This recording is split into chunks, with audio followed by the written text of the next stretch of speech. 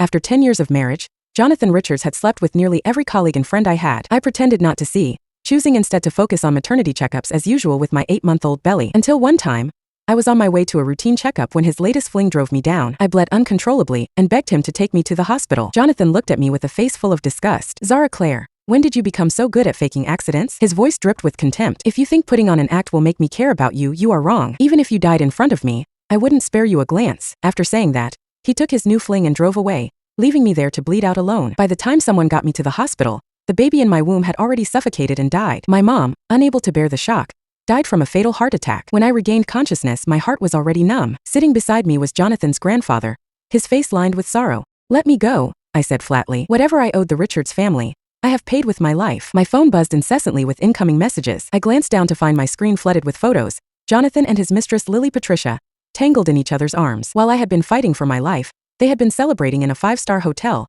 their bodies covered in love bites. In one of the pictures, Lily rested against his chest, her smile full of provocation. Unaware of the full extent of his grandson's cruelty, this old man still wanted to make a last-ditch effort. He placed a stack of documents in front of me. Ownership shares of the Richards Corporation. "Zara, Richards is not a bad person at heart. You have loved him for so many years. Can't you give him another chance?" he pleaded. "As long as I'm here, no one will take your position as Mrs. Richards." I didn't respond. Instead, I played the video Lily had just sent me. The sound of two people lingering immediately spread through the hospital room. Su Shanshan gasped and asked, "Richards, do you really not feel bad about leaving Zara on the road like that?" Lily's voice was laced with amusement. Jonathan, his lips pressed against her neck, let out a low chuckle. "Why would I? You are the only one I love. Even if she gave birth to my child, she'd never compare to you." The crude betrayal made the old man's face turn ghostly pale. His body trembled, veins bulging in rage. After a long heavy sigh, he finally relented. "The Richards family has wronged you," he said. "I will handle the divorce. In 7 days you will be free." His voice softened as he continued. "As for your mom and child's burial arrangements." A nurse walked in, cradling a small lifeless bundle. Even fate seemed unwilling to let me continue suffering in this marriage. My baby had never even taken a breath. I turned my head away, struggling to steady my breath. "Bury the child with the Richards family. My mom's ashes. I will take them with me." The old man nodded painfully. "I was wrong to keep you tied to this family. Go find a life beyond all this. You deserve a wider world." Saying that, he hunched over and left with the already dead child in his arms. The moment the door shut, the tears I had been holding back finally fell. Years of bitterness and regret came crashing down at once. My marriage to Jonathan had been arranged by his grandfather. He needed someone to keep his unruly grandson in check. I needed someone to pay for my mom's medical expenses. It had been a fair trade. I quit my job and married him. Over time, I learned about the tragic childhood he rarely spoke of. How he lost his parents at an early age.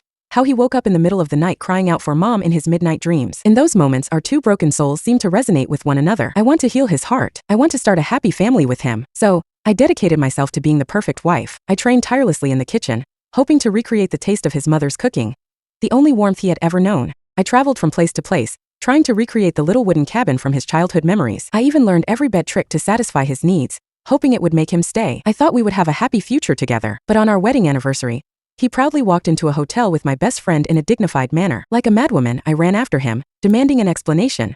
He scoffed and threw the contract between his grandfather and me in my face. "Zara, what do you think you are? Just because I entertained you for a few days, you think you are actually Mrs. Richards? You are nothing but a dog my grandfather bought. What right do you have to question me about my affair? If you dare to upset me, I will stop paying for your mom's treatment right this second." I felt like I'd been struck by lightning. I couldn't say a single word. From then on, Jonathan became even more reckless. When he was done playing with internet celebrities, he moved on to my friends. He kept testing my limits again and again. On one side, my mom needed medical treatment. On the other, my marriage was rotten to the core. I almost collapsed. The two forces pulled me in opposite directions, tearing me apart. One day, lost in thought, I slipped and fell down the stairs. That was when I found out I was pregnant. His grandfather pleaded with me, almost desperate. "Zara, please keep the child. Maybe this could save your marriage. If after the baby is born, Richard still doesn't change, I promise I won't force you to stay." With too many emotions weighing on my heart, I agreed. I tried. I really did. I hadn't thought about trying so hard for so long. But in the end, I lost everything.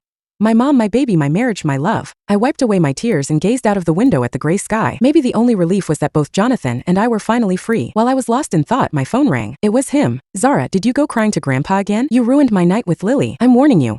If you pull something like this again, I will cut off your credit card." In the past, I would have begged, apologized, and done everything to get back into his good graces. But now, I just said with an indifferent face, "Do whatever you want." He was caught off guard by my indifference, but soon he sneered. "I heard you gave birth. Having a child really gives you confidence, huh? But don't forget, I'm the son of the Richards family. As long as you are still part of this family, I can make your life hell." I closed my eyes. I had seen what he was capable of. The first time I caught him in bed with another woman, I naively went to his grandfather for justice. But all I got in return was his twisted revenge. He used my mom against me, forcing me to kneel on the freezing balcony, slapping myself over and over. That night, I listened to him and his lover making love, their voices echoing through the house, while I shivered until I passed out. By the time morning came, my face was swollen, my body frostbitten, and I was sent to the hospital. That was the night the last of my love for him died in the snow. After that, no matter how cruel he was, I pretended not to see. I endured every humiliation and every insult that Richards did. I forced myself to stay in the role of Mrs. Richards. But now my mom was gone. My child too.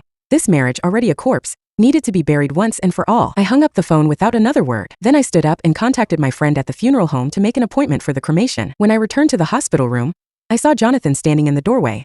He wrinkled his eyebrows as he looked at me, then sneered. Why don't you continue acting and pretending to be pitiful anymore? He crossed his arms and scanned me with an icy gaze. Running around so soon after giving birth? Looks like you are in great health. I suppose you won't need any time to rest and recover. He stepped closer, his voice dripping with malice. I have decided to bring Lily to live in the villa. She is young, delicate, and doesn't know how to do housework. Go ahead and process your discharge papers. You can come home and be our maid. As he leaned in, his lips curled into a cruel smile. Your pain expression is the best stimulant for me in bed.